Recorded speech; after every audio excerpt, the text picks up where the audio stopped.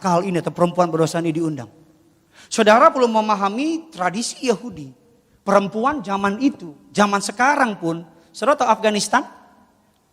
Samping Tambun? Afghanistan sekarang perempuan gak boleh keluar sendiri. Harus didampingi sama walinya. Jadi perempuan ini berdosa itu sama Timur Tengah sama customnya. Kalau mereka mendatangi pertemuan Simon, orang Farisi dengan semua orang-orang agamawi, yang pertama tidak diundang, yang kedua perempuan berdosa, dan yang ketiga dia datang sendiri. Dalam hukum Musa, perempuan yang pergi sendiri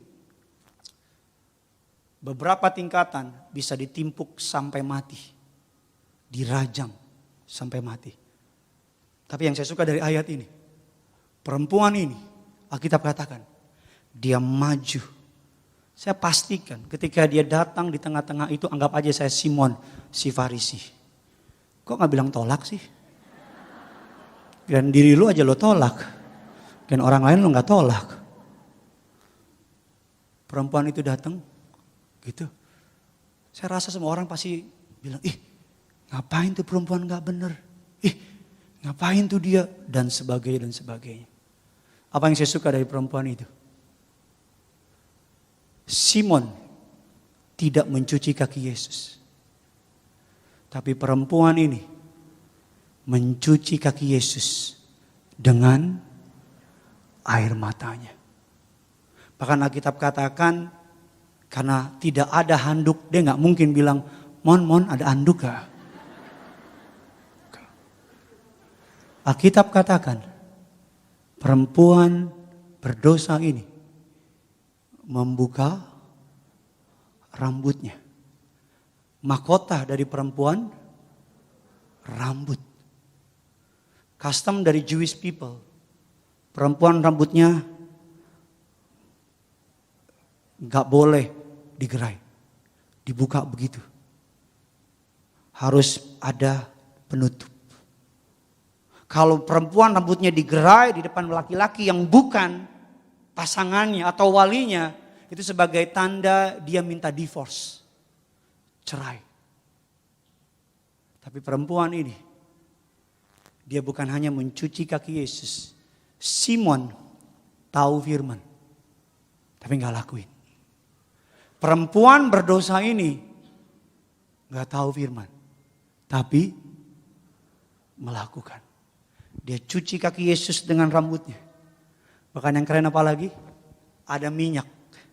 Setiap perempuan pada masa itu bawa minyak. Minyak wangi. Karena dia perempuan berdosa. Perempuan, mohon maaf, PSK. Dia suka pakai minyak itu untuk menarik customernya. Supaya dia wangi. Supaya datang.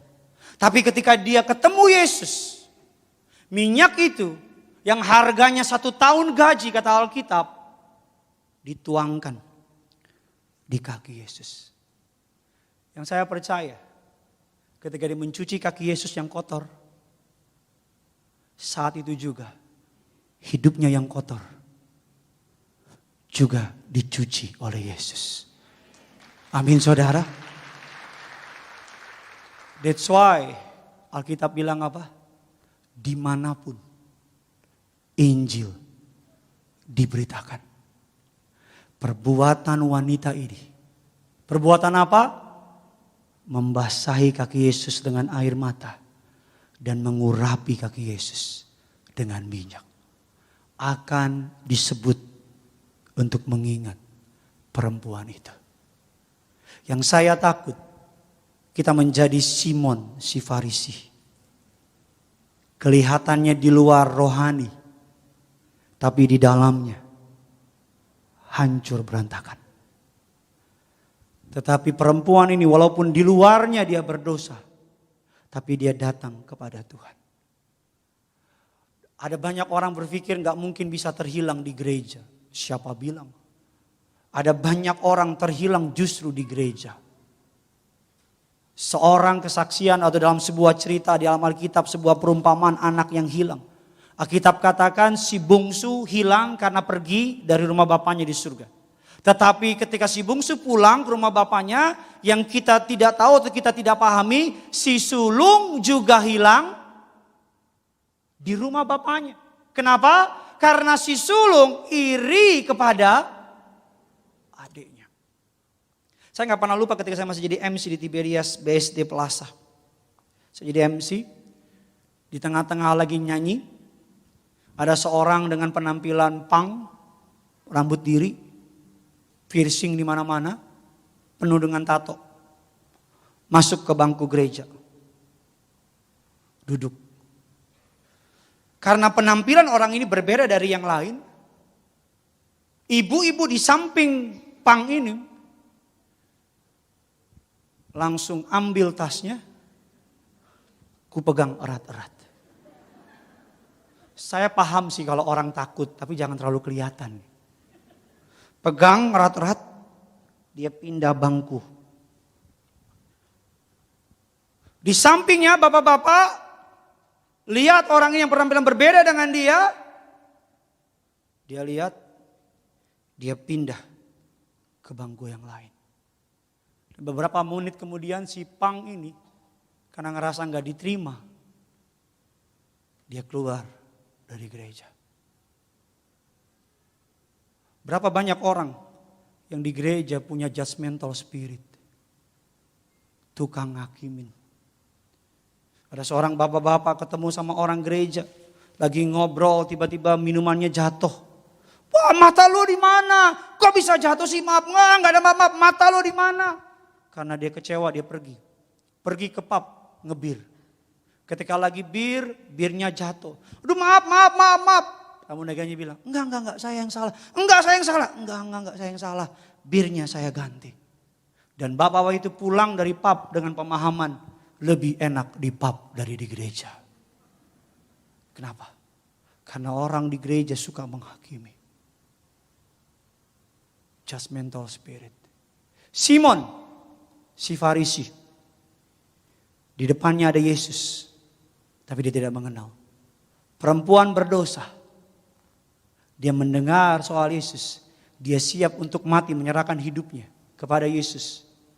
Mengalami pengampunan. Makanya genap Alkitab katakan di akhir zaman. Aku mengusir setan demi namamu. Aku bernubuat demi namamu. Aku melakukan demi namamu. Apa jawab Yesus? Enyahlah engkau sekalian para pembuat dosa. Aku tidak pernah mengenal engkau. That's why dalam khotbah-khotbah Pak Pariyaji beliau suka bilang bertobat. That's why dalam pelayanan-pelayanan gereja Tiberias suka bicara mengenai pengurapan minyak. Karena ketika kita bicara mengenai pengurapan minyak, kita bicara mengenai sebuah kasih Yesus yang mengampuni seorang perempuan berdosa, yang terkenal sangat berdosa.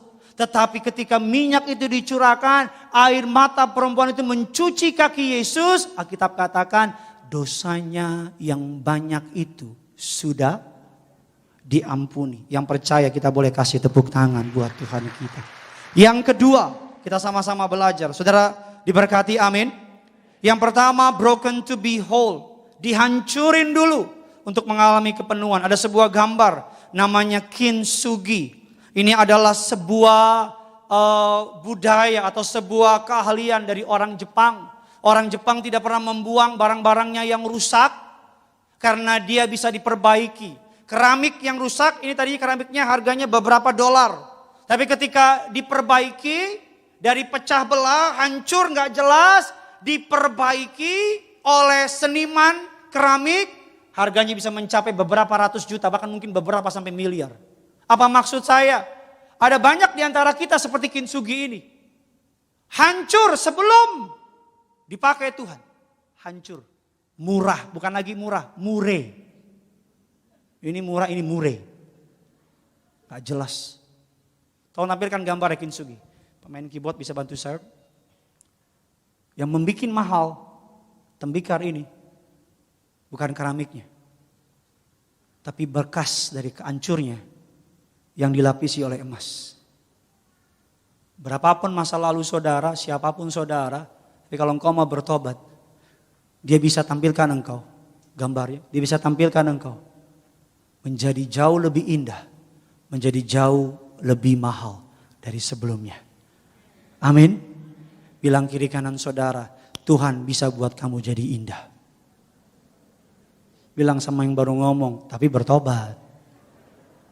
Jangan indah-indah doang. Indah-indah tapi mabok jalan terus. Indah-indah tapi selingkuh sikat terus.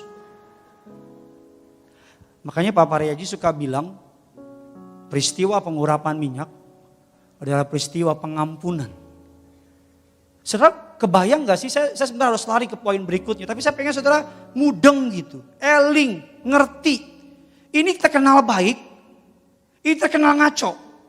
Tapi ketika orang ini, perempuan berdosa ini mengurapi, membasahi kaki Yesus dengan air mata dan membasuh dengan rambutnya, Yesus berkata, dimanapun Injil diberitakan, peristiwa ini akan disebut untuk mengingat orang ini.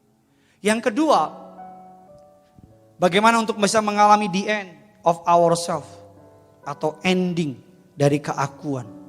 Yang kedua adalah kita lihat ayatnya yang keempat, Matius 5 ayat yang keempat. Sama-sama kita baca, 3, 2, 1, ya.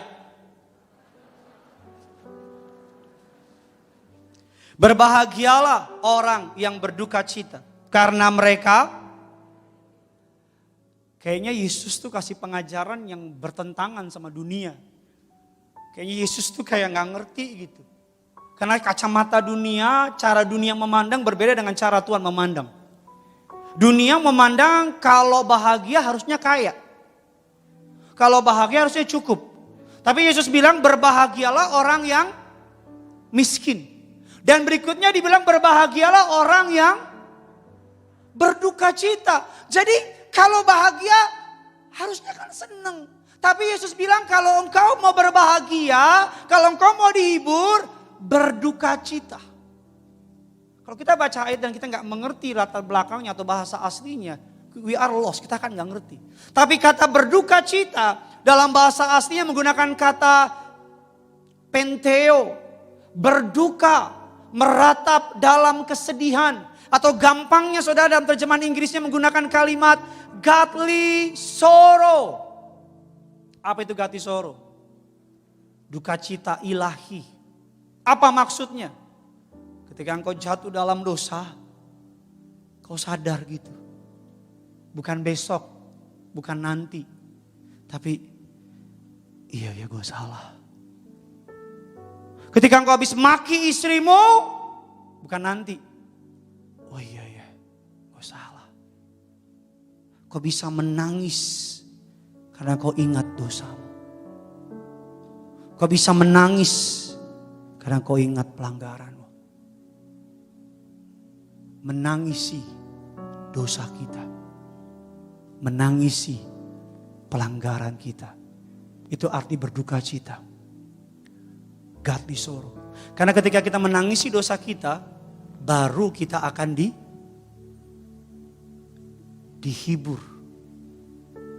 Karena kita sadar. Daud ketika dia ditegur oleh Nabi Nathan karena membunuh Uria, karena meniduri Betsheba. Daud ketika ditegur oleh Nabi Nathan, engkaulah orangnya. Ada alasan mengapa Daud disebut the man after my own heart. Karena ketika Daud ditegur, ketika dia menyadari kesalahannya, dalam Mazmur 51 ayatnya yang ke-13 mengatakan demikian. Janganlah membuang aku dari hadapanmu. Janganlah mengambil rohmu yang kudus dari padaku. Daud meminta maaf. Daud menyesali dosanya. Bukan karena takut hukuman dari Tuhan. Tapi Daud menyesali dosanya. Karena dia sadar dia sudah melukai hatinya Tuhan. Saya menjaga hidup saya menjaga kekudusan rumah tangga saya. Bukan karena saya takut istri saya marah sama saya. Tapi karena saya nggak tega lihat dia nangis. I do love her, saya sayang sama dia. Kemarin kami ngopi-ngopi berdua, saya doain orang. Sekarang janji ditanya berapa lama? Sejam paling lama. Saya buru-buru habis doain orang, datengin dia di sebuah coffee shop. Saya bukan karena takut terlambat, karena kalau terlambat takut dia cerewet. Walaupun memang faktanya dia cerewet. Tapi saya nggak mau terlambat bukan karena takut. Tapi saya nggak mau terlambat karena saya nggak mau dia sendirian. Saya nggak mau terlambat karena saya nggak mau dia nunggu. Kenapa? Karena saya sayang sama dia. Saya ke gereja bukan karena supaya Tuhan berkati saya. Saya hidup baik bukan supaya saya takut api neraka. No. Saya hidup baik, saya ke gereja karena saya tahu Tuhan sudah begitu baik sama saya. Karena saya tahu saya berhutang segalanya sama Tuhan. Jangan berbuat baik karena takut api neraka. Jangan ke gereja karena supaya Tuhan, kalau saya nggak ke gereja Tuhan nggak berkatin. No, itu motivasi yang salah. Daud menangisi dosanya bukan karena dia takut hukuman Tuhan, tapi karena dia tahu dia udah jauh dari Tuhan, dia udah melukai hati. Kalau udah dosa, kalau udah jatuh dalam dosa, udah bertobat. Jangan banyak omong. Bilang kiri kanan saudara, kalau udah salah, ayo bilang kalau udah salah, jangan banyak cengcong loh. Betul? Orang kalau salah biasanya apa? Bela diri. Udah salah nyalain orang. Adam ketika jatuh dalam dosa, dia salahin siapa? Hawa. Hawa salahin siapa? Ular. Bahkan dalam Alkitab dikatakan Adam ketika jatuh dalam dosa, dia bukan hanya salahin Hawa. Dia salahin siapa? Tuhan. Dia bilang gini, perempuan yang kau tempatkan di sisiku, dialah yang menyuruh aku. Saya percaya kalau Adam ketika jatuh dalam dosa, dia pakai cara minta ampun, nangis. Mungkin akhir ceritanya beda. Mungkin kita gak ada di Nias hari ini. Mungkin kita lagi ngopi-ngopi cantik di surga. Makanya nanti kalau kita ke surga, amin, kita cari si Adam. Orang ngajar tuh Adam memang.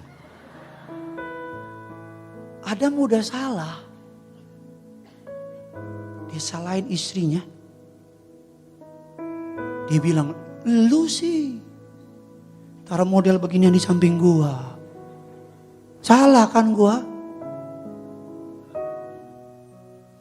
Daud ketika ditegur oleh Nathan karena meniduri Batsheba, Daud gak bilang, lagian sih Batsheba mandi di atap gitu. Iman memang kuat, Imron gak kuat. Kalau salah ya salah. Minta ampun. Bertobat. Habis perkara. Kalau ngaco, ngaku ngaco aja udah. Saya salah Tuhan. Jangan bilang, habisnya istri saya begini sih. Habis anak saya begini sih. No. Salah isalah, bener is bener. Kita akan lanjutkan lagi minggu depan. The end of me. The end of me. Selamat hari Minggu Tiberias. Tuhan Yesus mengasihi saudara.